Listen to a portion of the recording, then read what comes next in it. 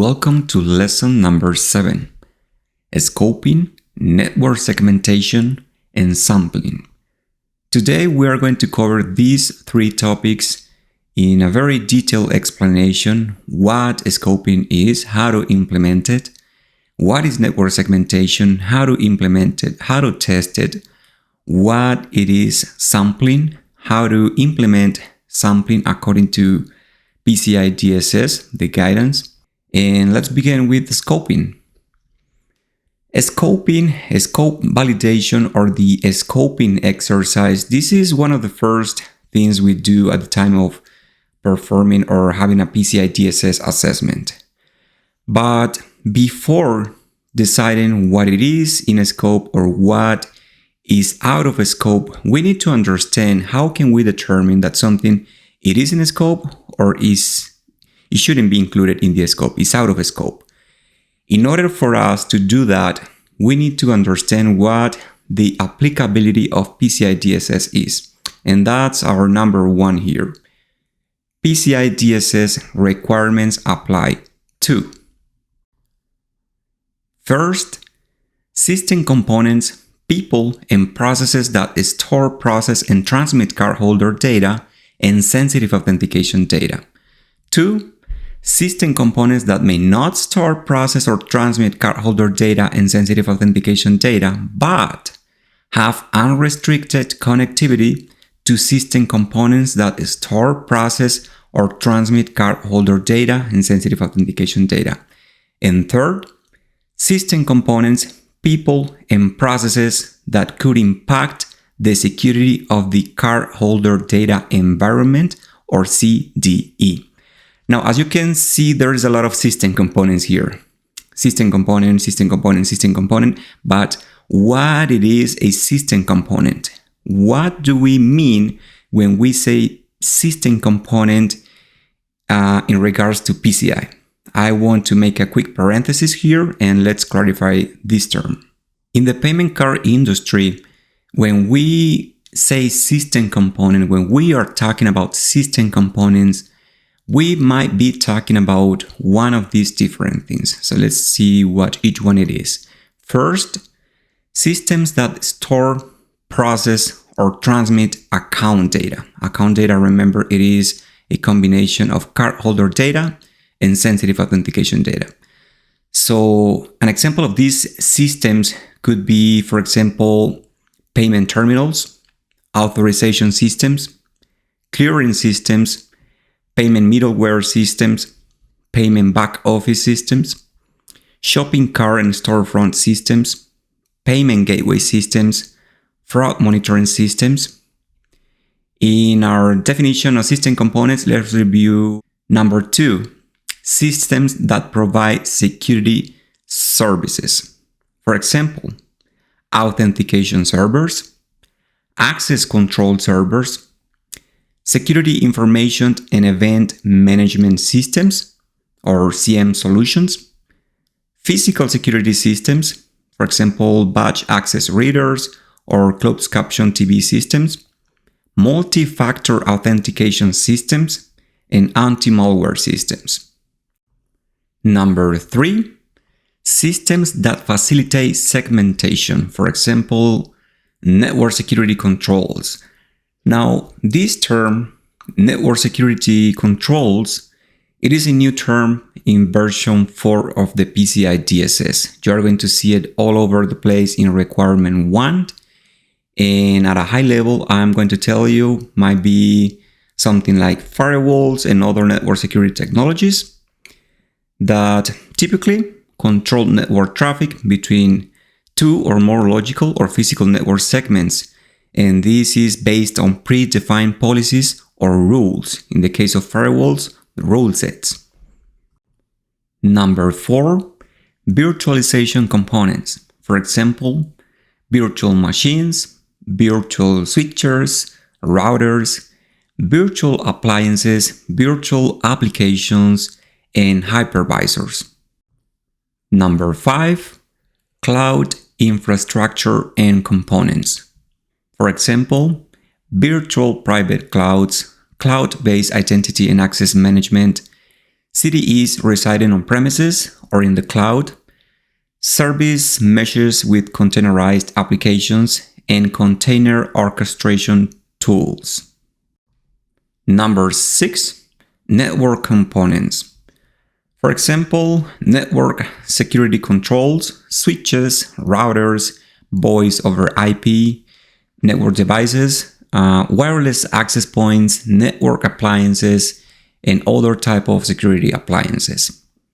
Number 7, server types. For example, application, database, authentication, mail servers, proxy servers, network time protocol servers, and domain name systems. Number 8, end user devices. I'm pretty sure you are good at this one. But we might have here computers, laptops, workstations, admin workstations, tablets, mobile devices, you name it. There's hundreds nowadays. Number 9, printers and multifunction devices that scan, print, and fax. That's pretty straightforward.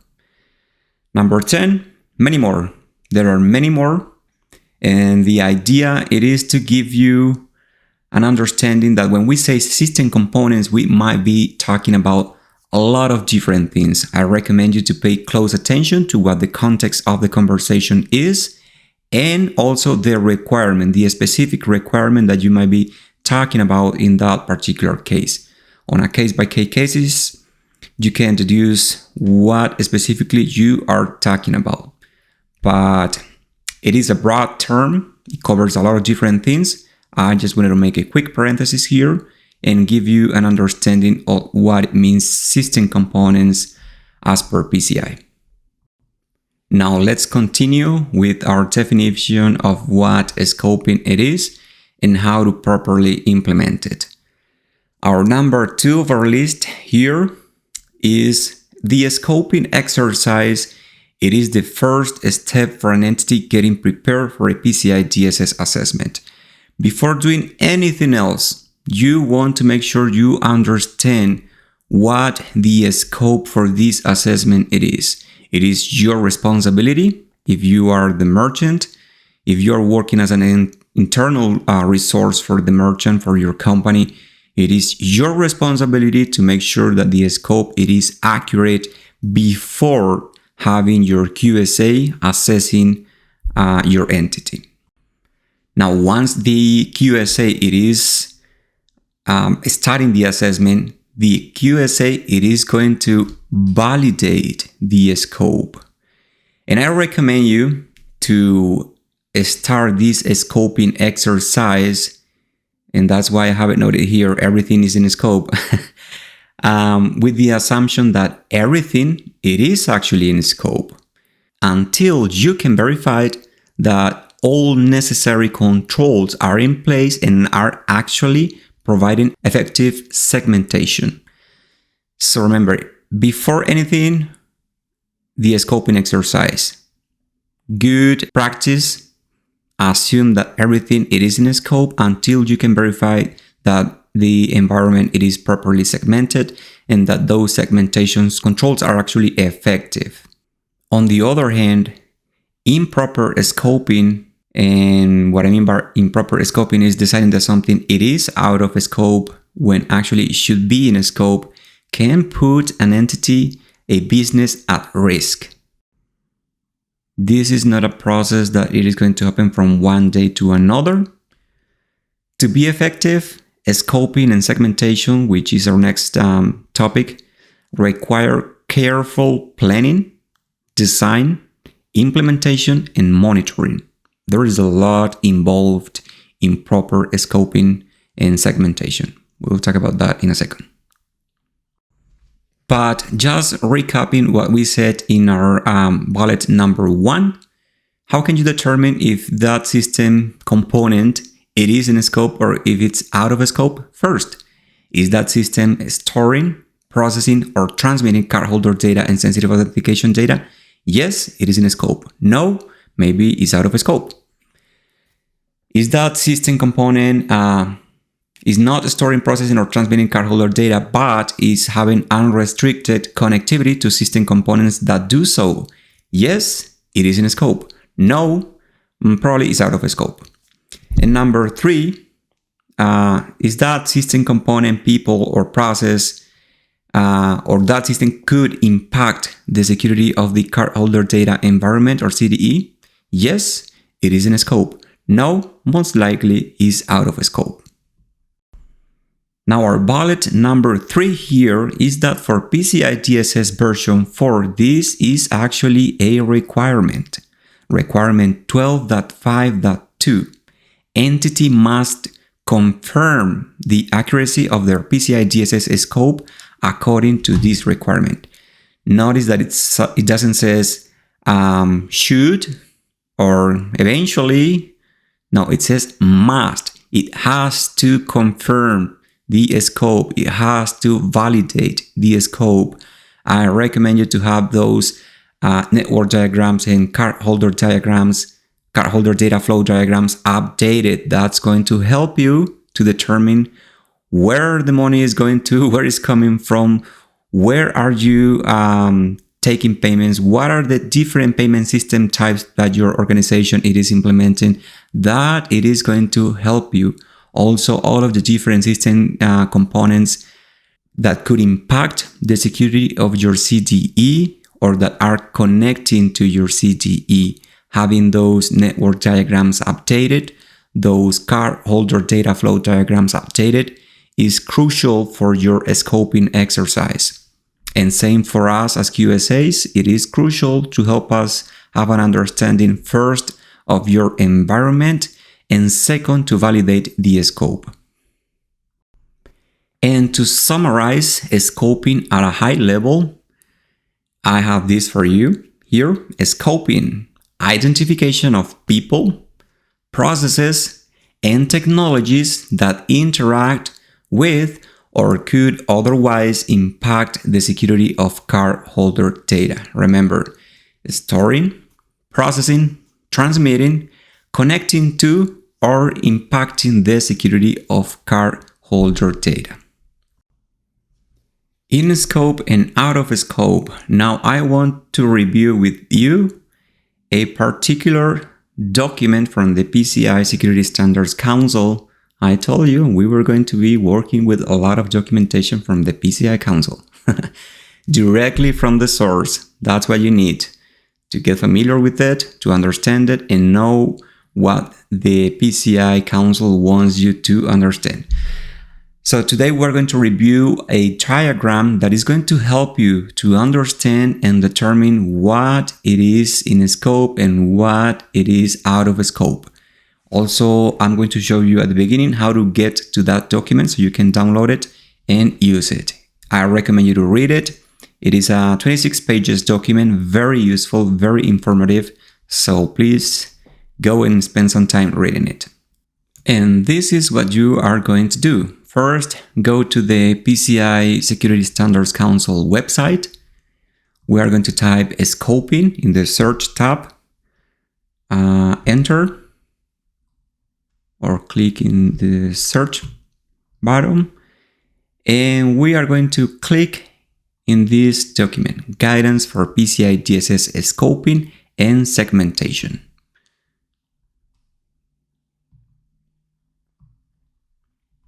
Should bring you to this document. You are going to download this document, Guidance for PCI-DSS Scoping and Segmentation, version 1.1, May 2017. Once you download the document, you should see this. This is the document. Information Supplement, Guidance for PCI-DSS Scoping and Network Segmentation. For the purposes of this exercise, I want you to go to page number 10. Right here. We're going to zoom in.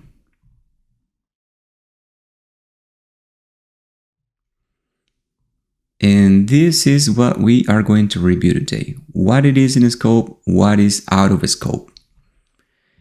In scope, systems. First, as we mentioned before, systems system components that store, process, or transmit cardholder data or sensitive authentication data, or CDE, or system components that it is not storing, processing, or transmitting cardholder data or SAT, but it is in the same VLAN, for example, that systems that are storing, processing, or transmitting cardholder data.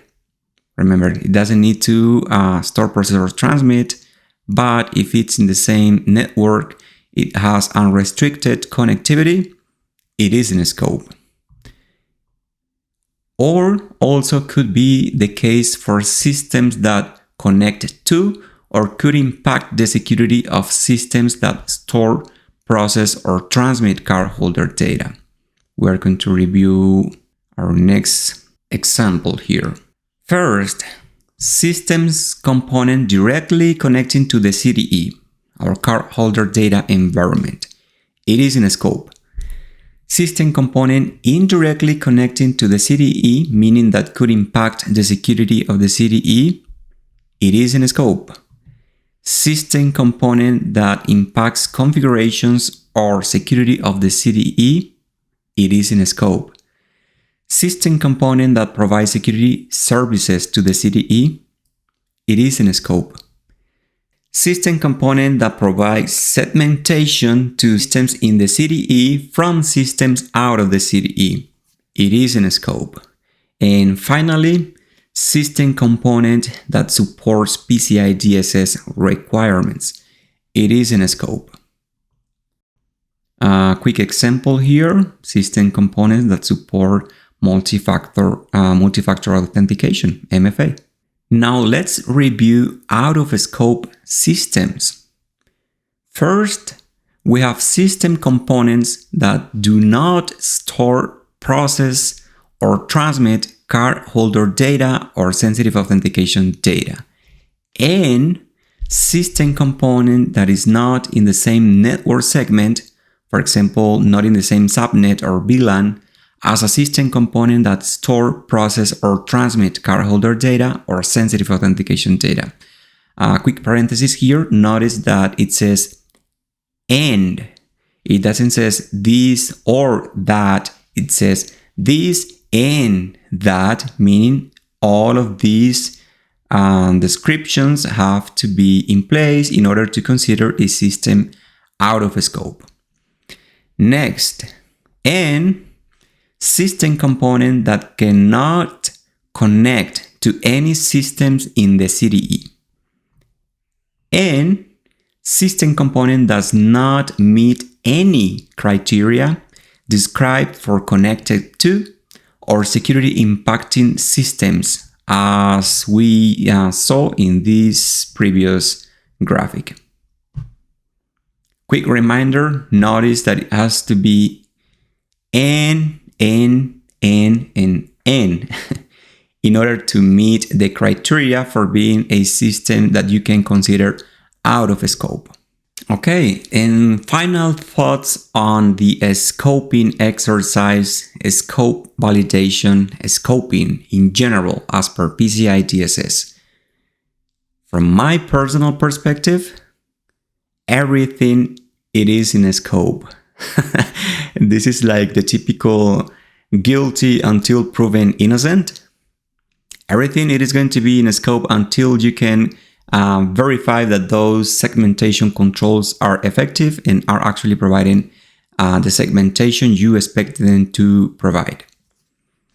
If I'm your QSA, I am going to start every assessment with the assumption that everything it is in scope until I can have the evidence that those segmentation controls are actually effective. Okay, now let's talk about network segmentation. What it is network segmentation for the purposes of PCI. Remember that for PCI, what we are trying to achieve, our goal here is to protect cardholder data, to protect our CDE. So for the purposes of PCI, network segmentation, it is the isolation of system components or systems that store, process or transmit cardholder data from those that do not.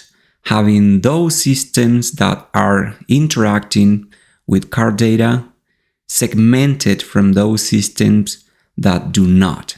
For the purposes of PCI, that's what we mean when we say network segmentation. Having our CDE segmented from systems out of scope. Now, also, it is important to understand that network segmentation is not a PCI-DSS requirement. You're not going to see any requirement saying you must implement network segmentation as per requirement this and that and that. That's not going to happen because it doesn't exist. But it is highly recommended because you can reduce the scope of the PCI-DSS assessment. You can reduce the cost of the PCI-DSS assessment. It is going to be less difficult. And also the risk in general, it is going to be less, meaning you are going to have the storage of cardholder data, those systems that store, process, or transmit cardholder data in fewer locations. You're segmenting them from the systems that do not, and it is going to limit the exposure of cardholder data. Now, in the case that you do not implement network segmentation, the whole network, it is going to be in scope. The entire network, it will be in scope. That's what is known as a flat network. Everything, it is in scope.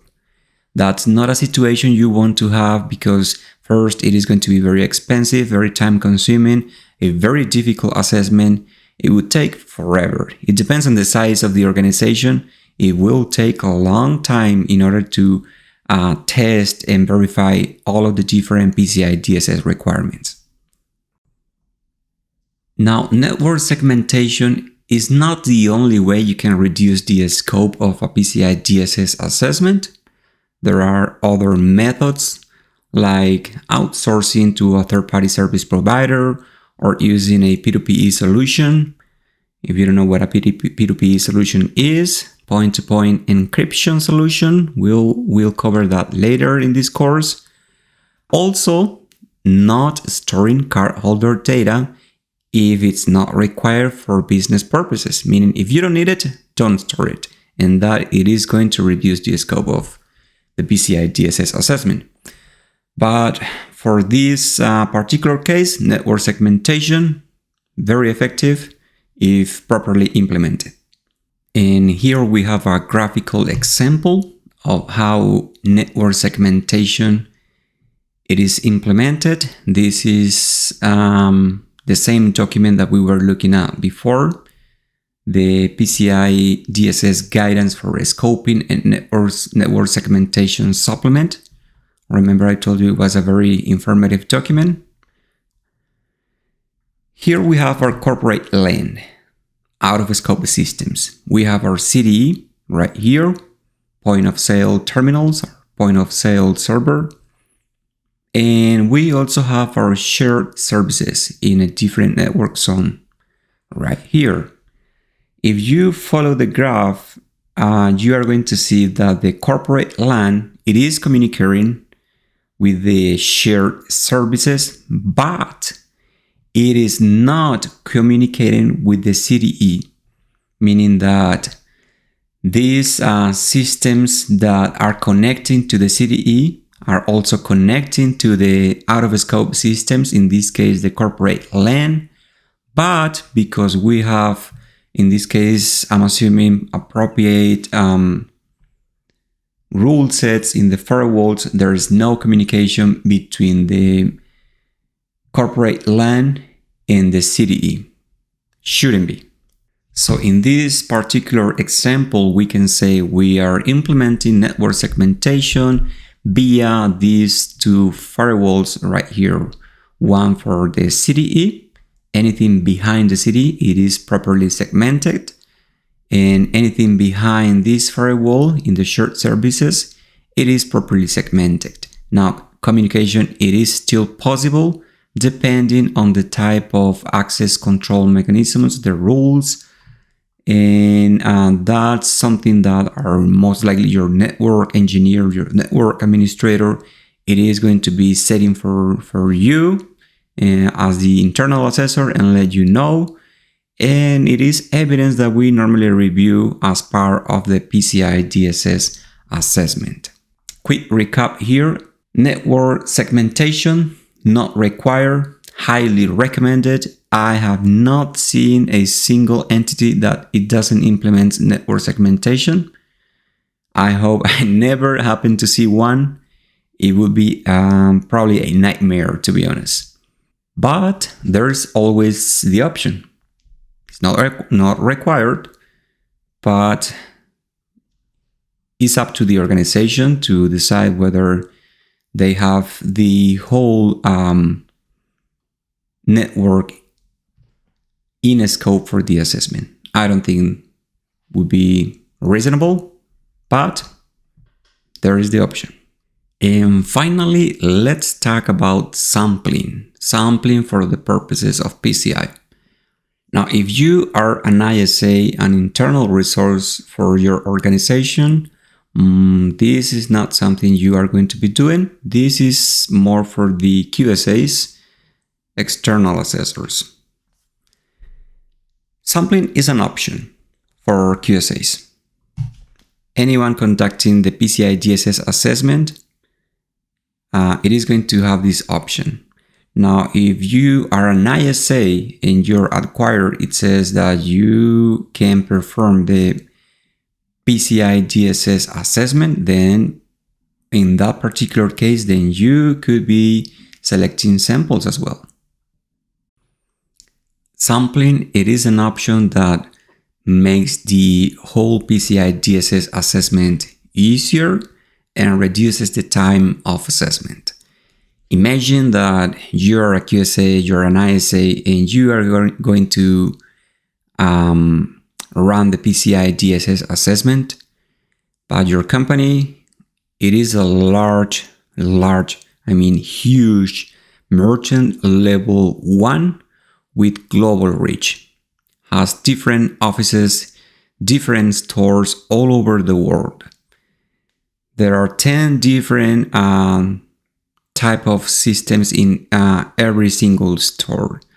Thousands and thousands of workstations, thousands of point of sales, thousands of system components. Remember that description of system components.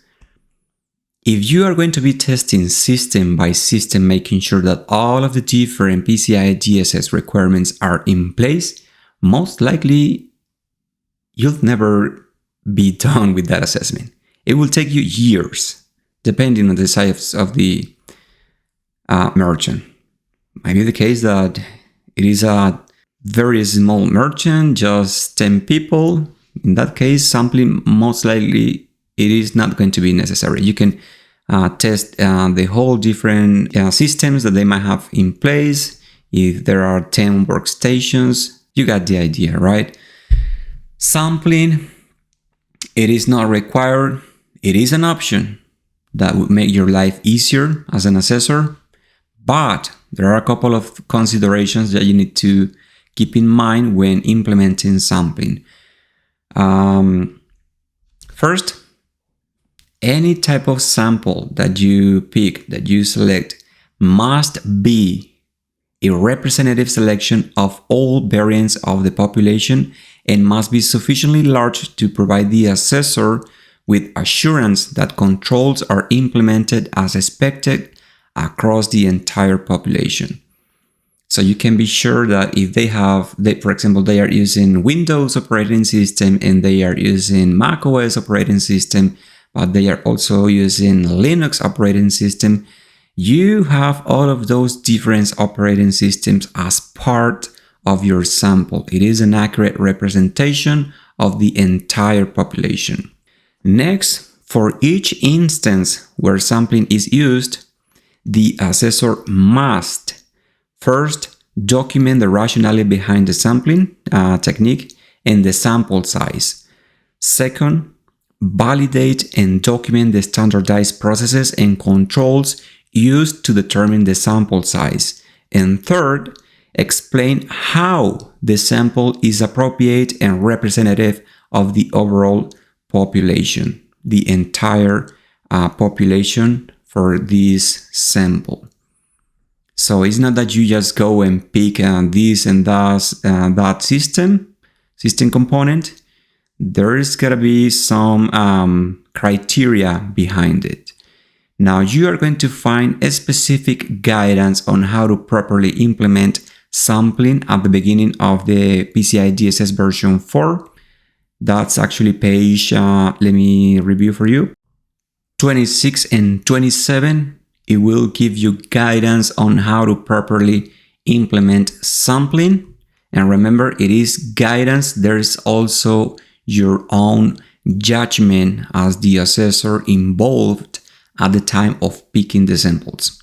And I think that's all for this lesson. I hope that was informative for you. See you in the next video.